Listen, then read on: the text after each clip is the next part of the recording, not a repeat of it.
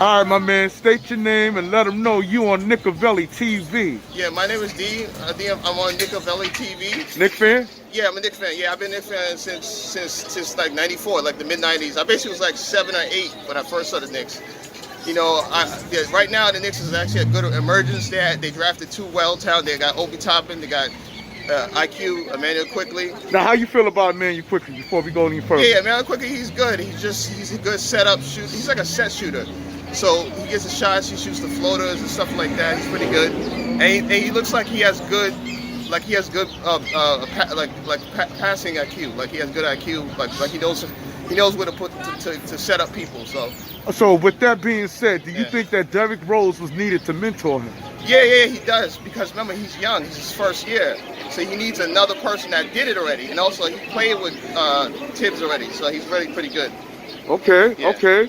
Now, moving right along, how you feel about R.J. Barrett? Oh yeah, R.J. Barrett is good. I love R.J. Barrett since he was at Duke. So Duke is like with Zion. He's good. He's a good. He kind of has a little. He kind of reminds me. He has his skills like he's like to me he reminds me like like almost like an Anthony Howard, Nick Anderson type of play because he's a jump shooter, but he doesn't really pass often. He gets the ball, then he shoots, but he does sometimes he goes like he does like a pick and roll, or he just go to the back end and just hit a jump shot like pull up. Are you saying that R.J. Barrett is a potential ball hogger? No, he's not a ball hugger, but he's more of a set shooter because he probably because he needs a good point guard with him, so then he probably can do his own thing because he looks like he doesn't set people up, like other people have to set him up and then he shoots, like it's like that. Okay, interesting, man. Yeah. How you feel about Kevin Knox? Now, I know you heard about Kevin Knox being in the slum. Oh yeah. He might get traded. Yeah, he's okay. I think he's okay, but he looks like he doesn't have confidence or something. Like he has talent, but he's not confident enough. Maybe because the other people was in front of him. There's too many people in front. They have too many guards. They have too many, like the Alfred Payton. They got Frank Ntilikina. Yeah, Frank and it's a lot of them. So it's a lot of them, and also Alex Burks. But Alex Burks is a shooting guard. Yeah. How you like about Alex Burks? Let's talk about his game. Yeah, he's good. He kind of remind me of like a Baron Davis, but he's like a poor man Baron Davis. I don't think he's as good as Baron Davis, but he's like he has a good dribble, and he has like a set shot. Yeah. Okay. Yeah. Okay. And Obi Toppin, New York native, man.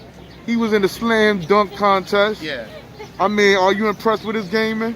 Yeah, I like him. I think what he's missing is that he looks like he has to work on his jump shot, because he looks like when he shoots, he looks like he's taking too much time to shoot, or maybe he doesn't have a good form. Like it needs he need to rework his form or something. Yeah, it's kind of weird, but he does know what he's doing though. Like he does. I actually think he knows what he's doing. Okay, now it probably take him like 3 years for him to get, like 3 or 4 years to get where he needs to get to. All right, and our beloved Julius Randle, man, who became an all-star. Yeah, Randle was he's great, but he's been hated on a lot. Like I don't know, I actually don't know why, because he at one time he was turning that rock over. Yeah. There was speculation that he wasn't sharing the rock with R.J. Barrett. Yeah.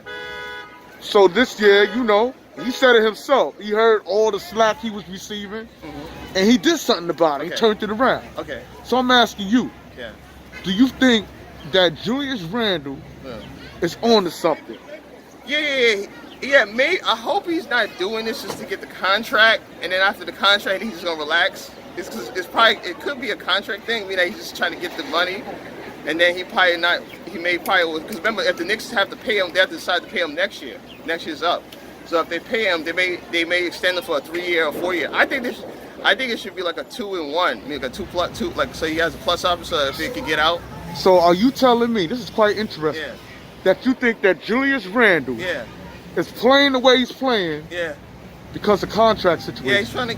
Because he's about to be out. Because then he can pick his team. I think he can get signed again, but he's not gonna be do all the work. If he goes on a contender, he's not gonna be able to do what he's gonna do. He can't go off. He's just gonna be more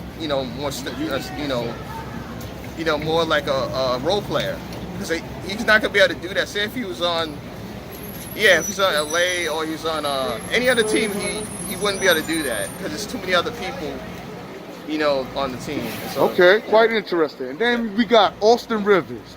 A lot of people want to know why Austin Rivers is not getting no burn and they letting Frank Ntilikina play. Yeah, I don't know. I don't know about Austin Rivers because he seemed like he had a good stand on the Clippers, but I don't know. I just don't know about him. He kind of seems like he looks like he needs the ball, like he needs to play. Like it looks like he needs to play to look good, like the setup. So that's why. All right, my man. Yeah. And last but not least, our beloved player Mitchell Robertson. Oh yeah, Mitch is good. Mitch is good. I like Mitch. He's a good rebounder. He's a good defender. He's definitely a good defender. You can say that. And he's a good facility. Yeah, he knows how to. He's an okay passer. He's not a great passer, but he's an okay passer. But the thing that he's missing is that he can't really shoot. And like he should learn how to shoot. I think we should work on the mid range. Like he can shoot. He doesn't have to shoot threes, but he should shoot mid range because I say if he's playing against a center that can shoot, he's basically not gonna be able to do anything because he's not gonna be able to move fast as them. And then he's gonna have to be under the basket all the time, so he's gonna be all over the place. Okay. He's not gonna be able to shoot. Now, being that Mitchell Robinson is out due to a sprained hand or fractured hand, we got Noreen's Noel. Yeah. Do you think Noel's playing so good that they won't even consider keeping Mitchell Robinson? Oh yeah. Oh yeah, Nerlens. Yeah, Nerlens. I think they could get rid of one of them because they don't need. I don't think they need both Mitch because Mitch. It looks like the Knicks is thriving without Mitch Robinson. You notice that they haven't had him for a few weeks now. It's like a month, almost a month, but they're still playing okay. So they could get rid of him. Him and Knox look like they could trade him. I can see them being traded. Before Frank Ntilikina? Yeah. Well, Frank is definitely not making it past the season. You don't think so? If he makes it past the season, he must have some inner. Somebody in the GM must like him or something because it's been almost 3 years and he's really like he's on and off. Like he's good sometimes and then sometimes you don't see no consistency in it. Yeah, I don't like that because you can't build anything. If you're just good one time, the next year you don't do it, then All right.